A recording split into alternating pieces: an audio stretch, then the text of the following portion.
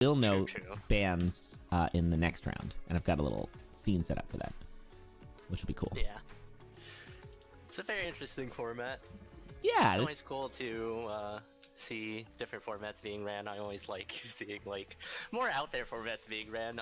Also, like it keeps interest up. It's pretty interesting, but also like a pick and advance system. It's pretty well understood, given that you often see it in other places. So like often when you have like more out there tournaments, it sometimes takes a while to explain the rules, but it's pretty straightforward here. So that's a good point. Yeah, sometimes it can get a little out of hand, but in this case, yeah, it's just picks and bans for the 9 characters. You have, in this round, you have 2 characters to pick, and then in later rounds, I think it's going to be, ultimately, you're going to be picking 4 in a snaking pattern. Okay. And that will be interesting. I don't even know how it's going to play out, but it might be the case that some players are gonna, like, you know, if you lose with a character, then that'll be your first ban on the next round. I don't know. That might be because I think it's actually, sorry, I think you ban, is it you ban 2 each and then the loser gets the pick of the remaining group. It's something like that.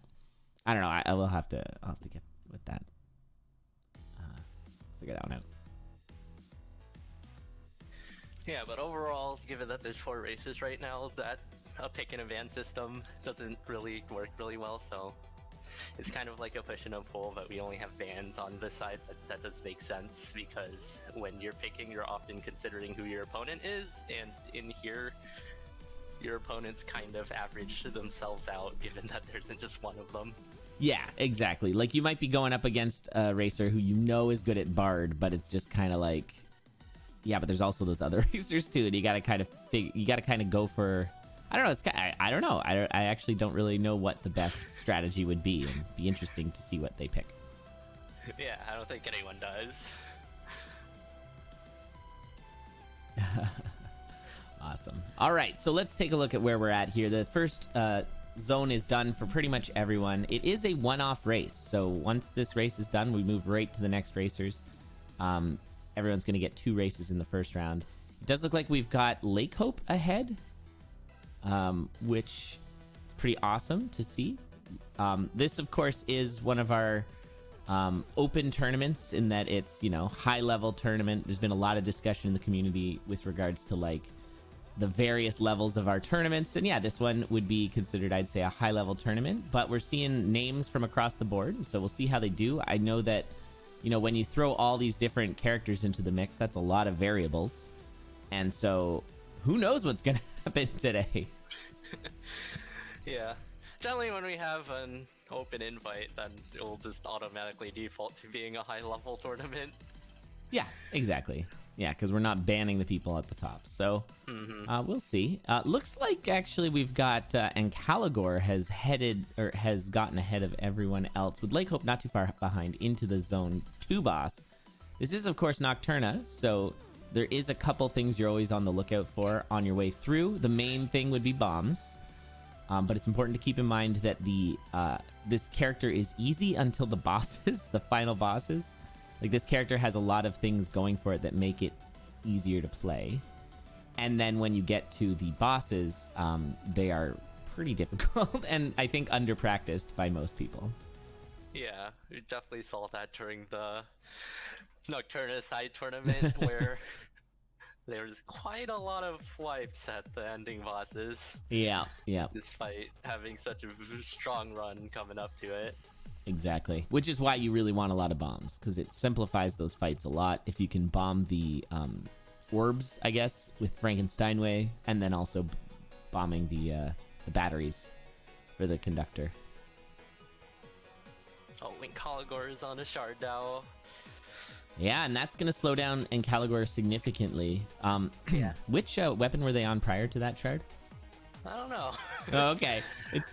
I'm still sort of getting my bearings here. Oh, Glass Cat. Oh, thank you, chat.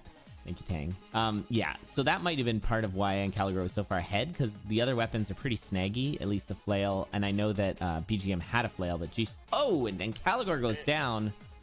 And that was, I think, a 3-3 death? Might have been 3-2. I think it was 3-3, in which case that's a flag plant there for Ancalagor, but that is unfortunate. That's going to be costly for their points, presumably. Meanwhile, we've got BGM and Mizmy going down to the Zone 3 boss. Lakehope slowing down a little bit, so after a fast start for Lakehope, I think lack of Ring of Peace is the problem there.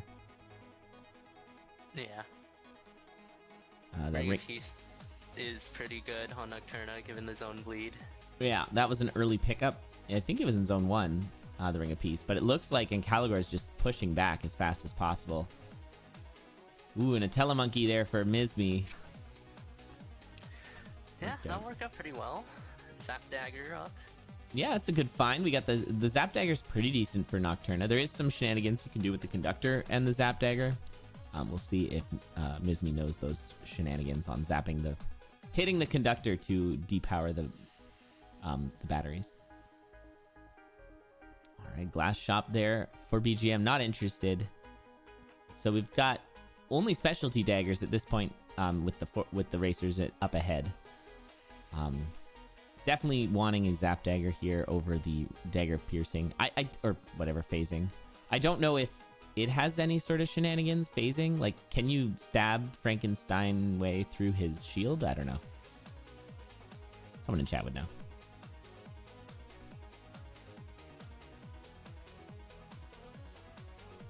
Yeah, Nocturna Zone 4 is kind of tricky because you end up having like a monster zone, like a monster room. Oh, and that's an open, what do you call that thing? Vault.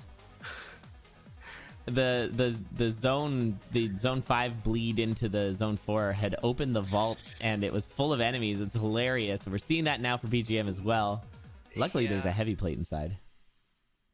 BGM not having a Zap Dagger will have a little harder time with that. BGM picking up the whip is going to have a hard time with that too.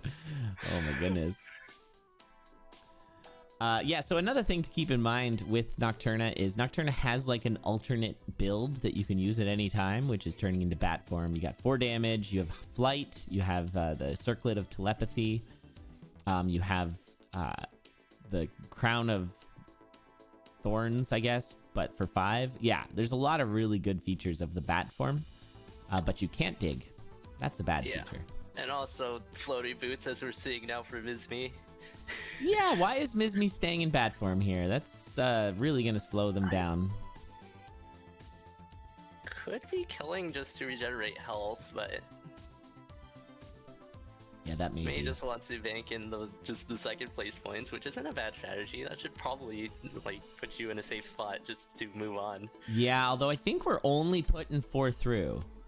Ah, that's so we're cutting down pretty hard. So you're definitely going to want to aim for the top if you can. And Mizmy taking a few hits there, but it is going to be Mizmy with a nice dig through. Is going to be on to 5-3 first. Lakehope not too far behind, and there's a chance that Lakehope's got a little bit of stream delay because it's a pretty glitchy stream. So I'm not entirely sure where Lakehope is. I guess based on the timer, they might just only be a couple seconds behind. So they're probably about where they are in 5-1 there. Okay, and we're going to see our first of the final bosses, Frankenstein Way here for BGM. BGM's got the blood drum. That's something that's actually kind of rare. You don't see that all the time with Nocturna. It's not as valuable as it is with Cadence. But this Frankenstein Way fight is very valuable, especially if you have only 2 damage, which BGM has. Yep. Nice bomb there. So because of the way bomb shenanigans work, Mizmy did manage to both bomb the orbs as well as Frankenstein Way because of how bombs bomb, which is... I have a video about that because it's confusing. On the Necrotome. All right, last phase for Mizmy, whereas BGM is now onto the Conductor in the first phase. And a nice little Earth there for Mizmy. Yeah, I wouldn't say this is like lightning fast. You might be seeing a little bit of safety strats here. This is still pretty good for Nocturna. Oof, and BGM taking some big hits. But is going to be the first racer into the second phase. Mizmy might be able to catch up, though, with that Electro Dagger. Nice use of the bombs to clear those first 2 batteries. Usually, racers will go right to left. It's kind of the way it goes, because they usually do the do that first phase in a clockwise manner, ending in the bottom right. So that's kind of just how it always works out. Not sure if there's any more to it than that. I know I'm not actually sure Mins which the batteries do, but I know each battery is some action that the conductor does. When you break it, the conductor stops doing that action, but I don't know which is which. Yeah. Like the wall pigs, I think, is one of the last ones. Okay, and that's going to be it for BGM, collecting 4 points. Nice job. Put those points up there. Try my best to keep track of the points, but knowing me, I'll probably mess it up. We got Lakehope on to the friggin' Steinway fight, and this is sketchy. This is the final phase. Has just gone cursed. Oh no! But, yeah, Ancalagor has been putting up a very good catch-up here without a piece, even. Oh, that heal frame for... Lakehope is having a crazy time with that fight and actually managed to do a cookie iframe heal there to protect from dying from the floor hazards. Mizmy is going to collect 3 points there for coming in second, plus a clear. And yeah, Ancalagor with this insane catch-up. Look at that in-game time. Kind of incredible.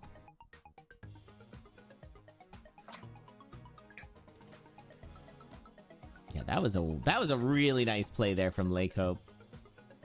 I don't know if I don't have a way to capture when it's four-way replays, but you can go back and watch it, or maybe someone clipped it. But it was really awesome, just use of cookie iframes to not die. And we're on this final phase for Ancalagor. This phase can be pretty sketchy, but a nice use of the bat form, making it look easy. Yeah, bat form definitely does open up a lot of boss strategies thanks to the iframe that it grants you. Yeah, the iframe's kind of wild. I think it's 2 iframes, right? Or I-beats, I guess. Like, it's the beat that you do it on and the beat immediately after that you're safe from. Which is really valuable to know, and also really tricky to get used to. I'm so slow at Nocturna because I don't utilize that enough. Okay, we're both on the final phase here. I'm seeing Lakehope struggling a little bit here, whereas we got some nice bombs from Ancalagor, and now they're tied in terms of the number of batteries that they've taken down. Okay, and the water balls, of course, they insta-kill the batteries, like real life.